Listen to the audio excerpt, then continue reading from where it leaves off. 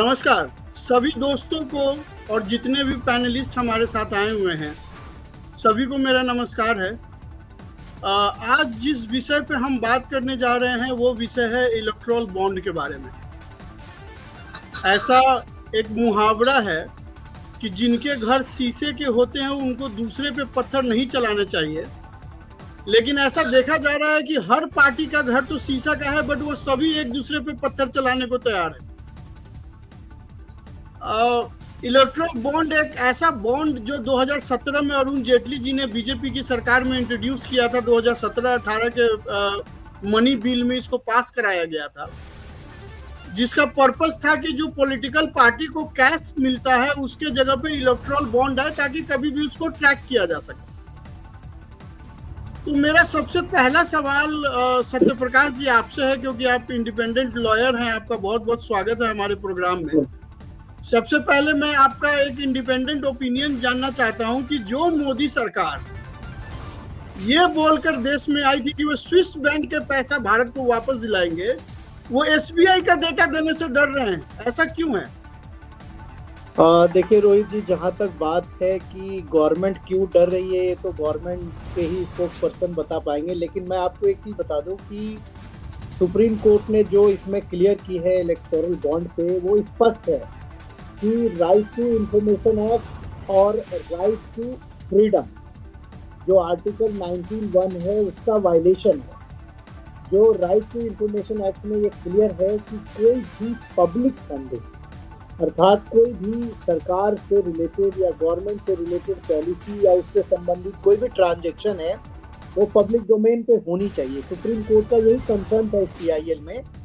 और supreme court ने जब डायरेक्शन दिए तो स्टेट बैंक ऑफ इंडिया ने जो डेटा इलेक्शन कमीशन को प्रोवाइड करवाया, उन्होंने उस डेटा में बहुत सारी कमियां थी शुरू में। और कल फिर से सुप्रीम कोर्ट ने स्पष्ट डायरेक्शन दिया कि आप बकायदा इसमें सीरियल नंबर, कौन सी पार्टी कब कितनी बॉन्ड को इनकैश की है, कौन सी पार्टी को कौन सी कंपनी ने किस तारीख में बॉन्ड या बैंक के पास वो बॉन्ड कितने दिनों तक रही, और इन सब चीज़ों को सुप्रीम कोर्ट ने स्पष्ट था। इसमें एक चीज़ और है जो खबर में बहुत कम चल रही है कि ये मामला 2018 से है। 2018 मार्च में भी एक PIL दाखिल हुई थी सुप्रीम कोर्ट में, और उस PIL को सुप्रीम कोर्ट ने बाकायदा डिसमिस कर दिया था। और बाद में जो मैं दोबारा आता हूं, क्योंकि सुप्रीम कोर्ट अभी भी सख्त है SBI पे। मैं मुकेश जी के पास जाना चाहता हूं। मुकेश जी, आप मुझे एक बात बताइए, जो इलेक्ट्रल बॉन्ड पे जो इतना तमाशा हो रहा है, इलेक्ट्रल बॉन्ड के खिलाफ जो लोग गए PIL लेके सुप्रीम कोर्ट में, पर्पस तो ये था कि अदानी और अंबानी का नाम आ जाएगा बीजेपी के डोनर में, बट ऐसा तो कुछ हुआ नहीं। तो फिर तो यही बात हो गई ना, खोदा पहाड़ और निकली चूहिया। नहीं, देखिए, भारत में जो सबसे बड़ी जो बात चल रही है वो ये है कि चुनाव पैसे से जीते जाते हैं। ठीक है, पैसे किसके हैं और कहां से आते हैं, ये दूसरा प्रश्न है। ठीक है, पैसा कौन दे रहा है, ये बात अभी तक SBI बता नहीं रही है, बताने में बहुत आनाकानी हो रही है जी। पैसा कहां से आ रहा है ये आपको पता नहीं है। अंबानी ने दिया या किसी ने दिया या किसी विदेशी फोर्सेज ने दिया, ये हमें पता नहीं है। तो अभी किसी कंक्लूजन, अब तो डोनर का नाम लगभग सामने आ चुका है। जो भी मैक्सिमम डोनर्स थे उनका नाम तो सामने आ गया है। जैसे future gaming and hotels company है, जिन्होंने अभी तक 13,068 करोड़ रुपया जो डोनेट किया है, तो वो तो मैक्सिमम तो उन्होंने DMK को दिया हुआ है 509 करोड़ रुपया।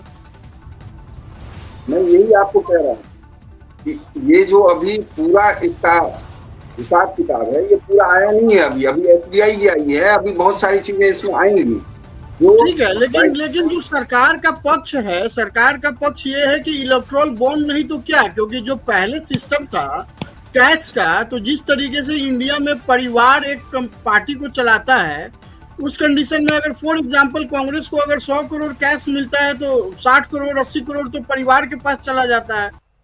10-20 करोड़ रुपए वो ले जाते हैं जो लाते हैं, तो फिर पार्टी को तो सिर्फ 20% ही मिल पाता है, 10% ही मिल पाता है। बाकी तो सारा लूट हो जाता था। कम से कम आज इलेक्ट्रल बॉन्ड की वजह से आप एक एक रुपए ट्रेस तो कर सकते हैं।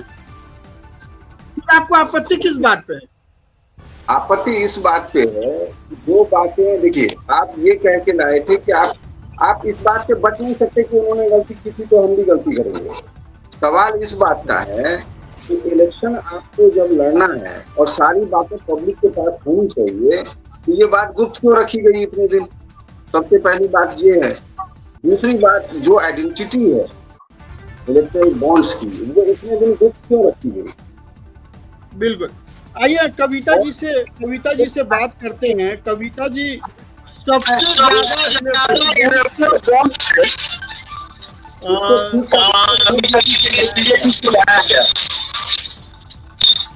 ठीक है, लगता है कि कविता जी आपका दो स्पीकर चल रहा है क्या? दो जगह पे स्पीकर चल रहा है क्या ऑडियो के लिए? ऑडियो के लिए नहीं है, ऐसा तो नहीं है। ठीक है, आपका ऑडियो आ रहा है। तो सबसे ज्यादा उंगली जो है, जी, सबसे ज्यादा उंगली बीजेपी की तरफ जा रही है। कविता जी, आपका स्वागत है प्रोग्राम में। सबसे ज्यादा उंगली बीजेपी की तरफ जा रही है क्योंकि बीजेपी के पास सबसे ज्यादा इलेक्ट्रल बॉन्ड है, 6,986 करोड़ रुपया। और लोग ये बोल रहे हैं कि ये जो पैसा है बीजेपी के पास, वो ईडी और सीबीआई के द्वारा जो है एक्सटॉर्शन करके उगाया गया पैसा है। क्योंकि जहां पे बाकी पार्टी जैसे कांग्रेस है, उनके पास मात्र 13,034 करोड़ है, टीएमसी के पास 13,097 करोड़ है। जो सबसे ज्यादा पैसा आया हुआ है इलेक्ट्रल बॉन्ड का, वो तो बीजेपी के पास आया हुआ है। तो आपका क्या कहना है इस पे? सबसे पहले मेरा नमस्कार सभी को, सभी दर्शक को भी। जहां तक ये इलेक्टोरल बॉन्ड की बात चल रही है, ये तो 2017-18 में अरुण जेटली जी लेकर के आए इसे। इससे पहले भी तो पार्टी चंदा लेती थी। बिना पैसे का तो इलेक्शन होता नहीं है। बहुत सारी चीजें सामने दिखती हैं, बहुत सारी चीजें जो है पीछे डिजिटल एडवर्टीजमेंट्स हैं, बहुत सारी चीजें हैं जो एक इलेक्शन जीतने के लिए चाहिए होता है। तो ये तो पहले भी होती थी, चंदा भी लेते थे। तो इलेक्टोरल बॉन्ड के आने से पहले क्या था, वो सिस्टम क्या सही था? आप काउंटर करना चाहते हैं, ये बीजेपी सपोर्टर है? तो मुकेश जी, कुछ आप पूछना चाहते हैं? बिल्कुल, मैं ये पूछना चाहता हूँ कि आप कांग्रेस कर रही थी इसलिए हम कर रहे हैं, ये लॉजिक हटा दीजिए। एक भारतीय जो जनता है वो आपसे पूछ रही है कि आप कालाधन हटाना चाहते थे, वो कालाधन कैश में ले रहे थे, आप इलेक्ट्रल बॉन्ड से ले रहे हैं, तो इसमें क्या अंतर आ गया? इस बात का जवाब बीजेपी को देना पड़ेगा इलेक्शन में। देखिए, कविता जी जवाब दे रही है, कविता जी जवाब दे रही है, आप सुनिए। ये कविता जी बोलिए। इलेक्शन जीता जाता है, मुद्दों से नहीं जीता जाता, पैसे खर्च करने पड़ेंगे। सबसे बड़ी समस्या यही है कि आज तो ये भी सवाल उठता है ना कि फिर कांग्रेस हारी क्यों? जब वो सरकार में थी तो सबसे ज्यादा पैसा तो उनके पास था। देखिए, मैं आपको एक चीज बता दूं रोहित जी, इसमें जो सबसे बड़ी बात है, सत्यप्रकाश जी को बोलने देते हैं। बोलिए सत्यप्रकाश जी। इसमें जो सबसे बड़ी बात है कि आखिर कौन सी पार्टी ईमानदार है, चाहे वो इलेक्टोरल बॉन्ड के पहले की बात हो चाहे अब की हो। आप अगर पूरी इलेक्टोरल बॉन्ड की रिकॉर्ड उठा के देखेंगे तो कोई ऐसी पार्टी नहीं है जिसने इलेक्टोरल बॉन्ड के माध्यम से चंदा नहीं किया।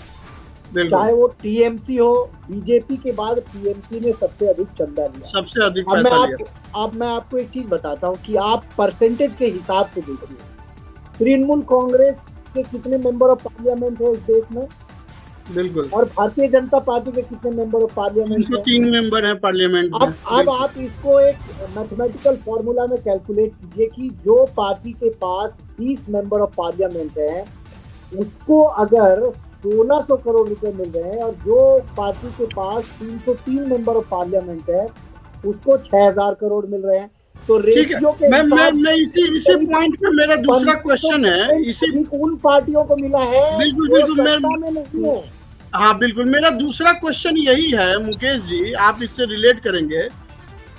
बीजेपी सेंटर में है तो उसने 6000 से 7000 करोड़ के लगभग में इलेक्ट्रल बॉन्ड लिया। जो जिस स्टेट में जिस पार्टी की सरकार है, चाहे वो डीएमके साउथ में हो, चाहे वो टीएमसी बंगाल में हो, चाहे आम आदमी पार्टी दिल्ली में हो, चाहे जेडीयू और आरजेडी या बीजेपी जो है वो बिहार में हो, जो जिस स्टेट में जहां पे भी सरकार चला रही है वहां पे वो इलेक्टोरल बॉन्ड के माध्यम से पैसा निकाल रहे हैं और जितना पैसा चाहिए उससे ज्यादा पैसा ले रहे हैं। अभी तो जेडीयू का ऐसा स्टेटमेंट आया है, एक मिनट में मैं आ रहा हूँ। जेडीयू कह रही है कि भाई मेरे ऑफिस में कोई 10 करोड़ का इलेक्टोरल बॉन्ड रख के चला गया, मुझे पता ही नहीं चला।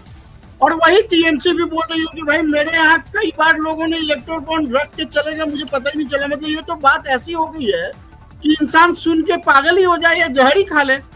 आप ये पॉलिटिशियन समझते क्या अपने आप को?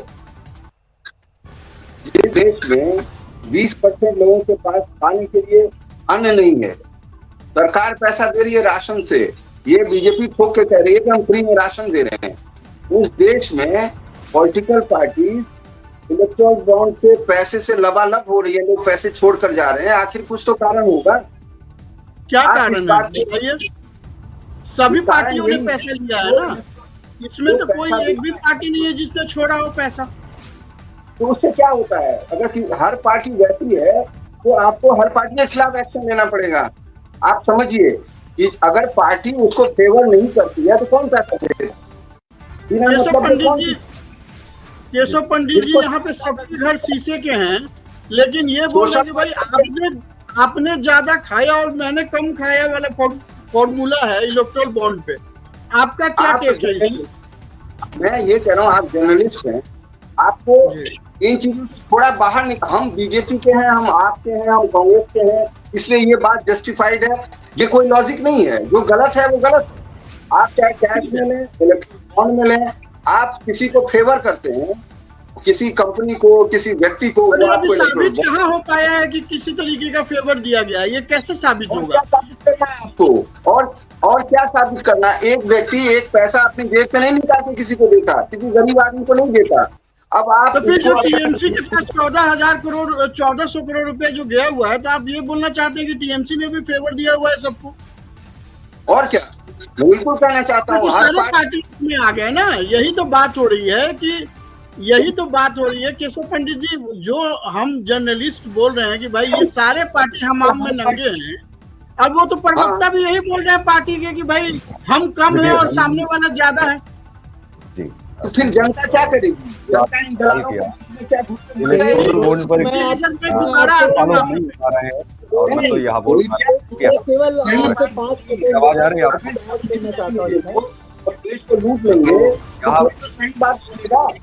जुडिशरी नहीं बोलेगी, कोई एक्शन नहीं लेगी, जनता नहीं बोलेगी, तो आखिर बोलेगा कौन? ठीक है, 1 मिनट के लिए सत्य प्रकाश जी के पास आते हैं, कुछ बोलना चाह रहे हैं। इसमें देखिए, आपको मैं बताऊं कि चाहे आम आदमी पार्टी हो, आम आदमी पार्टी भी बात करती थी कि मैं कोई चंदा नहीं लेता, मैं कोई करप्शन नहीं करूंगा, मैं किसी को करप्शन करने नहीं दूंगा। आम आदमी पार्टी ने 65 करोड़ रुपए लिए हैं इलेक्टोरल बॉन्ड के माध्यम से। बताइए। और दूसरी सबसे बड़ी बात यह है कि इस पूरे इलेक्टोरल बॉन्ड के प्रोसेस को आप देखें, इसकी ग्रेविटी को आपको समझनी होगी कि आखिर जब ये इलेक्टोरल बॉन्ड सभी पार्टियों ने लिए तो पार्टियां किसके खिलाफ बोलेंगी? यहाँ तो इस बात की लड़ाई हो रही, तुमने ज्यादा लिया, मुझे कम मिला, इसलिए तुम दोषी हो। यही लड़ाई हो रही है, सारी लड़ाई इसी बात की है। तो आपने चोरी सबने की, बस तुमने ज्यादा किया इसलिए तुम ज्यादा दोषी हो, मैंने कम किया। देखिए, अभी चोरी साबित तो नहीं हुई है, क्योंकि देखिए पॉलिटिकल पार्टियों को चंदा तो जब से देश आजाद हुआ है तब से मिल रहा है। अब इसमें चोरी हुई है या नहीं हुई है, ये पॉलिटिकल फेवर दिया गया है नहीं दिया गया है, ये कैसे अभी साबित होगा? इसके ऊपर तो कोई इन्वेस्टिगेशन करनी पड़ेगी ना, और फिर सरकार के इन्वेस्टिगेशन पे कोई ट्रस्ट नहीं करेगा। जी बोलिए मुकेश जी। जी, मैं लॉयर हूँ। देखिए, सब चीजों का इलाज लीगल सिस्टम नहीं है, हम जानते हैं। एक क्रिमिनल लॉ के लिए जो पॉलिटिकल क्वेश्चन है वो लीगल क्वेश्चन से बड़ा है, हमें ये बात समझनी पड़ेगी। और जो सामाजिक प्रश्न है वो पॉलिटिकल क्वेश्चन से भी बड़े हैं। हमारे देश में पैसा इस हाथ से उस हाथ जा रहा है, और आप और हम जो भी 30, 35, 40 साल, 50 साल की जिंदगी जी चुके हैं, आपको पता है कि अपने जेब का पैसा कोई एक पैसा किसी को नहीं देता। कविता जी, सारा उंगली आपकी की तरफ उठ रही है, सारा उंगली बीजेपी की तरफ उठ रही है, क्या आपका कहना है? देखिए, उंगली उठाना तो बहुत आसान होता है, लेकिन मेरा यही कहना है कि जो सिस्टम एक जो बनी हुई थी, धीरे धीरे उसको सुधारा जा सकता है, और सुधारने के तरफ ही एक ये स्टेप था बीजेपी का, इलेक्टोरल बॉन्ड वाली जो बात है। क्योंकि इसमें जो है पार्टी फंडिंग को व्हाइट में दिखाने वाली एक कम से कम एक सिस्टम तो लाया गया। पहले तो क्या आता था, नहीं आता था, कहाँ जा रहा है, कुछ नहीं पता चलता था। कि अब कम से कम ट्रांजैक्शन जो होता है, अकाउंट टू अकाउंट ट्रांजैक्शन हो रहा है, किसने दिया, क्यों दिया, कोई कम, और ये तो तहकीकात की विषय है कि कोई आप ये करो कि क्यों कोई दे रहा है या नहीं दे रहा है। अपना इच्छा भी होता है कि हम पार्टी को फंड करें, हम किसी पार्टी के आइडियोलॉजी से हम प्रभावित हैं, हम उसको हेल्प करना चाहते हैं, तो ये भी है, उनके मुद्दों पे हम सहमत हैं। कविता जी, मैं एक चीज बोलना चाहूंगा कि यहाँ पे पार्टी की आइडियोलॉजी से प्रभावित है, ये विषय नहीं है। विषय ये है कि पार्टी से अनड्यू एडवांटेज क्या मिलती है, ये सवाल उठाया गया। जनता अब हम प्रोग्राम के ठीक बीचों बीच में है, मुझे बस 30 सेकंड का समय दीजिएगा सभी प्रवक्ता लोग। दरअसल हमने कहा था कि हम इस प्रोग्राम में एक बहुत बड़ा खुलासा करने वाले हैं। देखिए, खुलासा दर्शकों आज ये है कि बीजेपी ने इस इलेक्शन की तैयारी पिछले 3 सालों से की हुई है, और सारे जगह पे इनके जो चाल थे वो फिक्स थे। उनको ये नहीं पता था कि अचानक से जो है सुप्रीम कोर्ट जो है वो इलेक्टोरल बॉन्ड पे इतना सख्त हो जाएगा, और इलेक्टोरल बॉन्ड इलेक्शन में इतना बड़ा मुद्दा बन जाएगा, और बीजेपी उस पर बैकफुट पे आ जाएगी। तो इस प्रोग्राम के माध्यम से मैं आज एक बहुत बड़ा खुलासा करने जा रहा हूँ। खुलासा ये है कि बीजेपी ने तय कर लिया है, या आप समझिए कि किसी पार्टी ने या कुछ ऐसी सिस्टम ने तय कर लिया है कि अगर इस मुद्दे को 1 सप्ताह या 15 दिन में रफा दफा नहीं किया मीडिया ने, अगर मीडिया इस मुद्दे को उठाता रहा, तो अरविंद केजरीवाल, जिसको बीजेपी या सरकार चाहती थी इलेक्शन के बाद अरेस्ट करने का, वो 15 दिन से 1 महीने के अंदर अरेस्ट हो जाएंगे, ताकि सारा जो मुद्दा है इलेक्टोरल बॉन्ड का वो केजरीवाल पे डाइवर्ट हो जाए। तो ये एक बीजेपी के अंदर से मैं आपको खबर दे रहा हूँ, जिसके लिए हमने आज टैगलाइन भी डाला था कि हम एक बड़ा एक्सपोजर करेंगे, एक बड़ा बम फोड़ेंगे। तो वो बम यही है कि अगर ये मुद्दा शांत हो गया कुछ दिन के अंदर, फिर तो ठीक है, अरविंद केजरीवाल की अरेस्टिंग जो है आफ्टर इलेक्शन हो सकती है, होगी नहीं होगी वो तो ईडी जाने या कानून जाने या कोर्ट जाने। लेकिन अगर ये इलेक्टोरल बॉन्ड का मैटर अगर नहीं ठंडा होता है, तो 100% बीजेपी या सरकार जो है वो अरविंद केजरीवाल को अरेस्ट करवा देगी। सत्यप्रकाश जी, आपका क्या टेक है? ये अंदर की खबर है, क्या लगता है आपको? ये सच है कि झूठ है, क्या लग रहा है आपको? देखिए, ये तो पॉलिटिकल पार्टी ही बता सकती है क्यों, और जांच एजेंसी बता सकती है। बीइंग एडवोकेट मैं इस पे क्या कमेंट करूं, लेकिन ये बात स्पष्ट है कि इलेक्टोरल बॉन्ड पे केवल बीजेपी ही नहीं, सभी पार्टियां बैकफुट पे रहेंगी और चुनाव तक। देखिए, अभी सबसे बड़ी बात है कि जब आप सत्ता में रहते हैं तो एंटी इनकम्बेंसी तो होती ही है, लेकिन भारतीय जनता पार्टी को इलेक्टोरल बॉन्ड के माध्यम से पैसे ज्यादा मिले हैं। अब भारतीय जनता पार्टी अपने कैंपेनिंग में किस लाइन ऑफ एक्शन पे चलती है, वो क्या जनता के बीच में बताती है। बिल्कुल बिल्कुल बिल्कुल बिल्कुल। मुकेश जी कुछ बोलना चाह रहे हैं? मुकेश जी, आप मेरे इस खुलासे पे क्या बोलना चाहते हैं? मैं यही बोलना चाहता हूँ कि ये बीजेपी की पॉलिसी है कि वो ध्यान भटकाने में एक्सपर्ट है।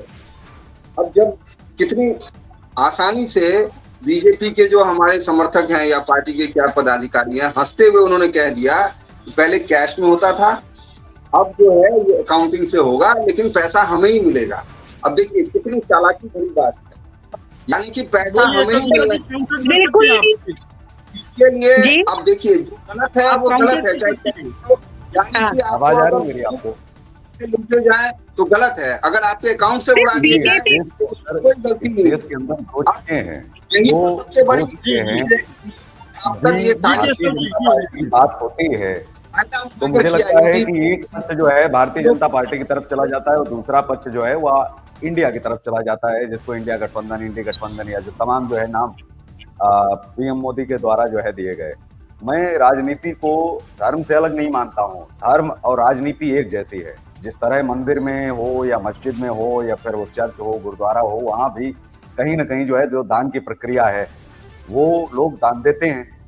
सामने वाला गलत है कि सही है और कहाँ कितना चढ़ावा चढ़ रहा है ये भी नहीं जो है मायने रखता है। ठीक उसी प्रकार से राजनीति में भी जिन पार्टियों को जो पैसा मिलता है वह कौन लोग दे रहे हैं, ये केवल भारतीय जनता पार्टी पर नहीं है।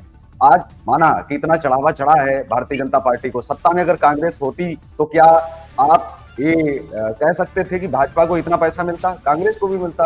अगर भाजपा की जगह आम आदमी पार्टी होती तो उसको भी इतना ही पैसा मिलता। सवाल क्या इससे इनकार कर देते?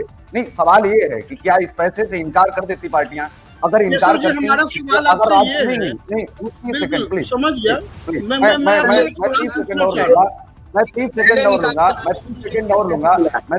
और लूंगा, आप सुन लीजिए प्लीज, कंप्लीट कर लेने दीजिए। जब आप कहते हैं कि उनको बहुत कम मिला है, जैसे जो बहन जी मायावती की पार्टी है बसपा, उसको तो केवल 20,000 का ही इलेक्टोरल बॉन्ड मिला है, ठीक है। मुझे लगता है बहुत ही शर्मसार करने वाली ऐसी खबर है कि इसको अगर प्रसारित किया जाए। लेकिन अगर ये भारतीय जनता पार्टी की तरफ आम आदमी पार्टी होती, अगर उस जगह जहां आज भाजपा है केंद्र में, अगर वहां आप अगर होती तो क्या पैसा नहीं लेती? इतना चढ़ावा अगर चढ़ता? अगर भाजपा की जगह कांग्रेस होती तो क्या ये पैसा नहीं लेती? ऐसी कौन सी पार्टी है जो इनकार कर देती? और अगर इनकार कर देती तो जहां जहां पर इलेक्टोरल बॉन्ड उनको मिला है वहां इनकार क्यों नहीं किया? आप कह देते कि नहीं, हम जो है इसमें शामिल नहीं होना चाहते। आप पारदर्शिता लाओ, जो आज सवाल उठ रहा है पारदर्शिता पर, कि आप पहले ही कह सकते थे कि पारदर्शिता लाओ, हम जनता को दिखाना चाहते हैं, तो आपने पहले क्यों नहीं बात रखी? सवाल समझिए, मैं सवाल को फिर से आपसे रिपीट करता हूँ। जो मेन पर्पस था विपक्ष का इलेक्ट्रोल बॉन्ड के ऊपर बड़े खुलासे का, वो तो ये था कि वो अडानी और अंबानी का नाम ढूंढ रहे थे, जो कि इसमें मिला नहीं। लेकिन जो नाम मिला है वो बहुत ही चौंकाने वाला है। अब जैसे ये गेमिंग कंपनी है जो जुआ खिलाता है, जो कि एक नंबर का, आप कैसे मान सकते हैं कि एक जुआ खिलाने वाला कंपनी, देश को सपना बेच के लोगों को लूटने वाली कंपनी, वो किसी भी पार्टी को डोनेट कर रही है और सारे पार्टी उससे डोनेशन ले रहे हैं। ऐसे इसमें कई सारे कंपनी हैं जिनका बैलेंस शीट निगेटिव में है, बैलेंस शीट निगेटिव है, और वो कंपनी करोड़ों में डोनेशन ले रही है। यशोदा सुपर स्पेशलिटी की बात है, वो तो कंपनी कह रही है कि मेरा तो कोई लेना देना ही नहीं है इन सब बॉन्ड से। तो फिर ये क्या मैटर है? ये रोहित जी, सेल कंपनियों का भी एक खेल है। इसमें देखिए बहुत बड़े स्तर पे इन्वेस्टिगेशन की जरूरत है कि क्या ये सारी सेल कंपनियों के माध्यम से तो पॉलिटिकल पार्टी को वैसी कंपनियां जो बड़ी कंपनियां हैं बैक में मुकेश जी, क्या आपको लगता है कि कहीं ये ब्लैक मनी को दोबारा से व्हाइट मनी बनाने का एक फैक्ट्री तो नहीं खुल गया इलेक्ट्रोल बॉन्ड? है ही, पूरा पॉलिटिक्स ब्लैक मनी को व्हाइट मनी बनाने का ही काम है। अब आप देखिए जितने पॉलिटिकल पार्टी के रिप्रेजेंटेटिव हैं वो क्या कहते हैं, अगर वो पॉलिटिकल पार्टी होती तो क्या वो नहीं लेती? मतलब जनता के लिए कोई, भारतीय जनता पार्टी भारतीय पॉलिटिशियन पार्टी है, भारतीय जनता पार्टी नहीं है। आम आदमी पार्टी आम पॉलिटिशियन पार्टी है, कांग्रेस आम पॉलिटिशियन पार्टी है। मतलब वो जनता के लिए नहीं काम करेगी, कोई ना कोई तो पैसा देगा, हम ले लेंगे। यही लॉजिक है। तो क्या हम इसके लिए पॉलिटिक्स की जा रही है? आप काला धन लाने वाले, आप कैसे इन सभी क्वेश्चंस को इनकाउंटर करना चाहती हैं? अब समय बहुत कम बचा हुआ है, 5 से 7 मिनट बचे हुए हैं। और पत्रकार ये कह रहा है कि मैं यही बोलना चाहूंगी आप बना देंगे यहाँ पे। लेकिन मेरा एक जो सीधा सवाल था कि अगर भाजपा की जगह कोई और भी पार्टियां होती तो भी वहां लेती, साफ बात है, राजनीति साफ सुथरी नहीं है। हम बात तो करते हैं कि साफ सुथरी राजनीति की, चाहे वो प्रधानमंत्री जी बात करें या फिर अन्य लोग बात करें, लेकिन साफ सुथरी राजनीति कितने करते हैं हम सब जानते हैं। यानी पॉलिटिशियन के चश्मे से सारा पैसा और इलेक्टोरल बॉन्ड देखा जाएगा कि हमें नहीं देते तो आपको देते, आप, यही तो गेम है सारा। सब पॉलिटिशियन आपस में मिलकर पैसे का सिस्टम को समझने की कोशिश की। देखिए पहले क्या हो रहा था, थोड़ा सा उसमें सुधार लाया गया। पहले जो हो रहा था वो भी गलत था, थोड़ा सा उसको, जो पहले सिर्फ कैश में होता था, किसी को कुछ आता पता नहीं होता था क्या है, कहाँ से आ रहा है, कहाँ जा रहा है। आज के कम से कम 2017 के बाद ये हुआ कि इलेक्टोरल बॉन्ड के तहत अकाउंट से अकाउंट, कम से कम SBI के पास में कंपनी के पूरे नाम है, रिकॉर्ड है, चाहे सुप्रीम कोर्ट उसको निकाल करके पब्लिकली कर सकती है कि कहाँ से आया कहाँ गया, और वो पार्टी फंड के लिए यूज हुआ। पहले क्या होता था, किस फैमिली के लिए जा रहा है, कहाँ जा रहा है, उसका कुछ पता नहीं चलता था। हो सकता है आगे और इसमें गुंजाइश है। बारी बारी से बात करते हैं, बारी बारी से बात करते हैं समय में एक गेम कंपनी जो जैसा रोहित जी ने सवाल किया था कि जो गेमिंग कंपनी है अगर वह चंदा देगी तो हमको क्या मिलेगा, अगर वही गेमिंग कंपनी चलिए आपने पारदर्शिता लाई तो गेमिंग कंपनी दूसरी कंपनी को ट्रांसफर करके फिर अगर आपको चंदा देती है तो गेमिंग कंपनी का तो नाम ही नहीं आएगा। ऐसे में तो छिप जाएगा ना, पैसा जिसको पहुंचाना है वह किसी भी माध्यम से पहुंचाए, वह तो पहुंचेगा ना पार्टियों तक, वो चाहे माध्यम कोई भी हो। उसमें तो आप सुप्रीम कोर्ट में भी नहीं आप घसीट सकते हो, आप कह ही नहीं सकते हो। ठीक है सत्य प्रकाश जी कुछ बोलना चाह रहे थे, सत्य प्रकाश जी बोलिए। देखिए, चाहे गेमिंग कंपनी की बात हो चाहे और सी कंपनी की बात हो, अगर राजनीतिक पार्टियों के अंदर इस बात की चिंता थी कि हमें ईमानदारी से देश की जनता को ये बात बतानी है कि ईमानदारी से राजनीति होगी, कोई अवैध फंडिंग नहीं होगी पॉलिटिकल पार्टी को, तो ये आज क्यों चिल्ला रहे जब सुप्रीम कोर्ट कह रही है? इनको जब इलेक्टोरल बॉन्ड इनके दफ्तर में आया था, कहते कि हमें किसी कंपनी ने इलेक्टोरल बॉन्ड दे दिया, देखो ये करप्शन का मनी है। अब आप जब सुप्रीम कोर्ट कह रही है तब आप चिल्ला रहे हो। और इस केवल आप किसी भी राजनीतिक पार्टी की स्टेटमेंट देखें आप, या किसी भी उनके प्रवक्ता की, उनका केवल एक ही तर्क है कि बीजेपी को सबसे अधिक चंदा मिला। बिल्कुल सबके पेट में यही दर्द है मुकेश जी, सबके पेट में यही दर्द है कि बीजेपी को क्यों ज्यादा और हमें क्यों कम। देखिए, फिर इसमें क्या आप किसी राजनीतिक पार्टियों को अगर ईमानदारी दिखानी थी, केवल उनको ये कहना था कि इसमें इलीगल है और मुझे भी चंदा नहीं लेना था। बिल्कुल, जो पॉलिटिशियन वो इस मुद्दे को देखिए, हम आप सब जनता हैं, हमारे बच्चे हैं, जो पॉलिटिशियन है वो इस मुद्दे को इतने पर ही रखना चाहते हैं कि कांग्रेस को कम क्यों, बीजेपी को ज्यादा क्यों, द्रमुक को ज्यादा क्यों। क्वेश्चन ये नहीं है, क्वेश्चन ये है कि जो पैसा जनता के पास जाना चाहिए, जनता की उसके लिए खर्च होना चाहिए, वो इलेक्शन में क्यों खर्च होना चाहिए? इलेक्शन में दारू बटे पार्टियां उनको पैसे देगी तब वो इलेक्शन जीते जाएंगे, वो डाइवर्ट क्यों नहीं हो रहा है जहाँ पे उसको होना चाहिए? समस्या तो वही है कि अगर सालों साल अगर इलेक्शन चलेगा, चुनाव चलेगा तो फिर कैसे हो पाएगा? वन नेशन वन इलेक्शन की बात जब अगर प्रधानमंत्री नरेंद्र मोदी जी करें या फिर भारतीय जनता पार्टी करती है तो उसमें आपको फिर साथ खड़े होना चाहिए, क्योंकि पैसा कम लगेगा। वन नेशन वन इलेक्शन की अगर बात होगी तो पैसा जाहिर सी बात है कम लगेगा, और अगर सालों साल अगर चुनाव चलते रहेंगे तो फिर कैसे पैसा बचेगा? पैसा तो लगेगा। ठीक है, ये भी एक पॉइंट है मुकेश जी। मेरा सवाल आपसे ये है, एक तो केशव जी ने कहा कि भाई अगर सालों भर इलेक्शन होगा तो सालों भर फंड की जरूरत है। चलिए एक पॉइंट तो ये है। दूसरा पॉइंट ये है कि इस डेटा से एक बात तो साफ हो गया है कि चाहे सेंटर में बीजेपी हो या स्टेट में किसी और की सरकार हो, सबने बिजनेसमैन के हाथ मरोड़ रखे हैं, या सबने जैसे तैसे पैसा किसी भी कंपनी से पैसा लिया हुआ है। यानी कि इनका कोई धर्म नहीं है कि हम किससे पैसा ले सकते हैं, किससे पैसा नहीं ले सकते। हर तरीके से इलीगल कंपनी से भी उगाही करके, तो क्यों उगाही की गई है इलीगल कंपनी से? इसका मतलब है कि उसको किसी तरीके का अनड्यू एडवांटेज दिया जा रहा है। रोहित जी, फ्यूचर गेमिंग के बारे में बता दूं। फ्यूचर गेमिंग के बारे में आप गूगल करेंगे तो फ्यूचर गेमिंग जो कंपनी है वो गोवा में कैसीनो और बाकी अन्य जो अवैध धंधे हैं वो कारोबार करती है। कई खबरें 2017 से पहले फ्यूचर गेमिंग के बारे में आ चुकी है, 2008-9 में भी खबरें आई है। बिल्कुल। और जो डायरेक्टर है उस फ्यूचर गेमिंग का, उसका आप हिस्ट्री देखे, वह व्यक्ति आज जेल भी जा चुका है शायद। जेल ही नहीं, 20 साल पहले एक सिंपल वो मछली बेचने वाला था वो। ये समझने वाली बात है कि क्या ये जो में जाते हैं ये लोग ऐसा कह रहे हैं करोड़ों रुपए लोगों को मिलेंगे। पहले ये अरेस्ट हो जाते थे लोग जो सट्टा लगाते थे क्रिकेट मैच पे। आज ये आप सत्ताधारी जुड़ा हुआ पार्टी से जुड़ा हुआ आदमी बीसीसीआई का अध्यक्ष है और वहां पे खुलेआम लूट चल रही है। कविता जी, तो क्या ऐसा हो रहा है कि इलेक्टोरल बॉन्ड के बदले में देश में इलीगल काम करने की पूरी छूट है? आप देख रहे हैं बिल्कुल भी ऐसा नहीं है। बहुत सारी ऐसी कंपनियां, उस पे ईडी रेड्स भी हो रहे हैं, सब कुछ हो रहे हैं। क्या ऐसा हो सकता है कि आपको फंड दिया है और उसके ऊपर आप कार्यवाही भी कर रहे हैं? तो इस तरह की भी चीजें चल रही है। तो ऐसा नहीं है, ये अपनी अपनी ये कविता जी, ये तो किया जा सकता है ना कि किसी कंपनी के घर ईडी भेज दो, उसके बाद बोलो चंदा दो और चलो कोई बात नहीं, जांच ठंडे बस्ते में रहेगी।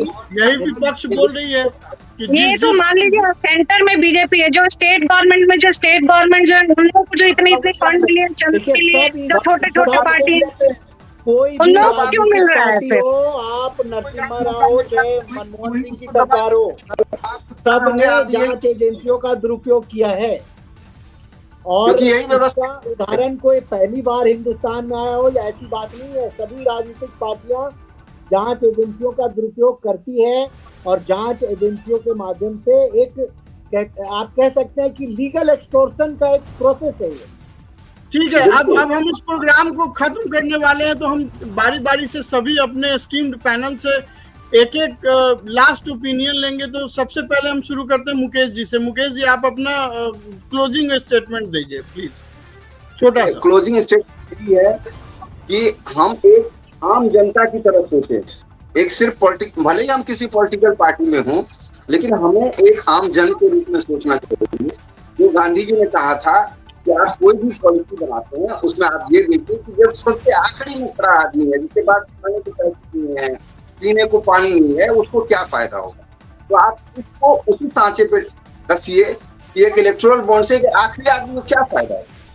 ठीक है, केशव पंडित जी, आपकी क्या फाइनल टेक है? देखिए, मैं ये मानता हूं कि अगर चंदे की जरूरत जो है 2014 के बाद भी अगर पड़ रही है, तो फिर चेहरे से जो चुनाव की जो वकालत की जाती है इस देश के अंदर, मुझे लगता है कि फिर चेहरा नहीं है, चंदे से ही जो है चुनाव जीते जा रहे हैं। ये केवल एक दिखावा है जो मीडिया पर भी दिखाया जाता है, स्क्रीन पर दिखाया जाता है, बड़ी बड़ी जगह लिखा जाता है कि नहीं इस बार जो है ये सरकार, और साथ में चेहरा कि नहीं केवल चेहरा ही काफी है चुनाव के लिए। तो जब चेहरा ही काफी है तो चंदे की जरूरत क्या है, और चंदे की जरूरत नहीं है तो निश्चित तौर पर मानिए कि पार्टियों में वो फाइनल व्यू पॉइंट दीजिए। कि मैं तो यही कहूंगा रोहित जी कि एक अगर आप लीगल दृष्टिकोण से देखें तो देश की सर्वोच्च अदालत अगर नहीं इस तरीके से डायरेक्शंस देती समय समय पे, तो इस देश में राजनीतिक पार्टियां क्या कर जाती जनता को पता ही नहीं चल पाता। चाहे 2G स्कैम हो, 3G स्कैम हो, उसके बाद अब इलेक्टोरल बॉन्ड का। तो बस सुप्रीम कोर्ट ने जो देश की एक स्वतंत्रता, आजादी और जनता को जानने का हक है, इस आदेश के बाद स्पष्ट कर दिया कि सुप्रीम कोर्ट जनता के अधिकारों को और लोकतंत्र में जो अवैध चीजें हो रही है उसको मॉनिटर कर रही है। तो हमारे ठीक है, कविता जी, आपका फाइनल ओपिनियन क्या है? देखिए, सब अपना अपना काम कर रहे हैं। सुप्रीम कोर्ट भी जो स्टेप उठाई बहुत अच्छा कदम है ये। और जो पहले हो रहा था, देखिए पॉलिसी कुछ भी आते हैं रिफॉर्म्स, उसमें बहुत सारे सुधार आगे भी होते रहेंगे। हो सकता है इलेक्टोरल बॉन्ड से पहले कुछ नहीं था, अब ये है तो इसमें भी रिफॉर्म होगी, आगे पॉलिसीज में रिफॉर्म्स होंगी, होनी भी चाहिए। ठीक है, तो फाइनल आपने, मैं जितने भी दर्शक हैं उनको ये तो पता चल ही गया होगा कि पक्ष और विपक्ष दोनों कहीं ना कहीं इलेक्टोरल बॉन्ड के फेवर में भी हैं, उसके अगेंस्ट भी है। लेकिन लड़ाई जो पूरी है वो यही है कि किसको ज्यादा मिला है और किसको कम मिला है, और किसको कम मिला है तो क्यों मिला है। ये भी साबित हो गया है कि जिसकी जहाँ पे सरकार है, चाहे स्टेट में रीजनल पार्टियों की सरकार हो, उन्होंने वहां पे पैसे उगाही किए हुए हैं। सेंटर में बीजेपी की सरकार है तो उन्होंने सेंटर में उगाही किए हुए हैं। और आखिर में कुछ तो दाल में काला है, जिसकी वजह से सरकार चाहते हुए भी पूरा डिटेल एक बार में नहीं दे रही है। या तो चूंकि बीजेपी को सबसे ज्यादा फंडिंग मिल गई है, तो बीजेपी सोच रही है कि भाई कैसे हम इस फंडिंग को जस्टिफाई करें। ये भी एक रीजन हो सकता है कि उसकी वजह से वो चाहते नहीं है कि एसबीआई पूरा डिटेल एक बार में दे दे। लेकिन जो भी है, जो भी हो रहा है, वो कहीं ना कहीं देश के जनता के लिए इसलिए अच्छा हो रहा है क्योंकि न्यायपालिका पे लोगों का विश्वास बढ़ रहा है। लोगों को लग रहा है कि अगर न्यायपालिका है तो डेटा सामने आएगा। और बीजेपी का एक जो तर्क है कि इलेक्टोरल बॉन्ड नहीं तो क्या, बिल्कुल सही बात है। इलेक्टोरल बॉन्ड को और क्लियर किया जा सकता है, जैसे कि एक नियम है कि जब कोई पार्टी इलेक्टोरल बॉन्ड खरीदता है तो उसको विद इन 15 डेज जो है वो बैंक में जमा करना होता है। तो ये भी तो एक रूल बनाया जा सकता है कि जब विद इन 15 डेज आप बैंक में जमा कर रहे हैं तो उसका डिटेल अपने वेबसाइट पे भी डालिए कि हु इज डोनर। और फिर जो ये इतने सारे ईडी और सीबीआई का जो मैटर चल रहा है, इस बात इसमें प्रॉब्लम ये है कि फिर वो हैरेस करने लगते हैं। जिसने डोनेट किया है ये पहले भी हो चुका है। जो सरकारें होती हैं वो अगर इसमें भी ये समस्या है कि किसी पार्टी को किसी बिजनेसमैन ने पैसा दे दिया, फिर उसका नाम उजागर हो गया, तो फिर उसको कैसे कंट्रोल किया जाएगा। बिल्कुल सही बात है। पुलिस उनके घर पहुंचने लगी कि ये कहां से पैसे दिए आपने। बिल्कुल सही बात है। तो मेरे ख्याल से आज के प्रोग्राम में हम मेरे ख्याल से इलेक्टोरल बॉन्ड पे हम लोगों ने हर तरह के टॉपिक को कैप्चर कर लिया है। और मुझे लगता है कि इलेक्टोरल बॉन्ड जो है वो अरविंद केजरीवाल के लिए भी एक बड़ा गर्दन पे तलवार है कि अगर ये मुद्दा ज्यादा उठा तो उनको जेल भी जाना पड़ सकता है। ऐसा राजनीतिक जो है सो कि गलियारे में खबर है।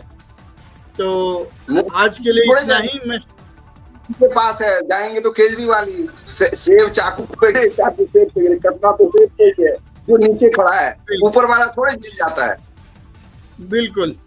तो इसी के साथ आज का ये प्रोग्राम